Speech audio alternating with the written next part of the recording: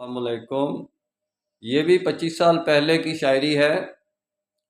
پانی کی پیاس لگی ہے مجھ کو ساگر بھرنا ہے، اس سے آگے اپنا وعدہ پکا کرنا ہے، دیپ جلا کے اندھیاروں کو روشن کرنا ہے، آس لگا کے اسیاروں کو رکھا کرنا ہے، اس ساگر سے دل کی تمنا روشن ہوتی ہے، جو بھی آئے اس کے آگے ساگر کرنا ہے۔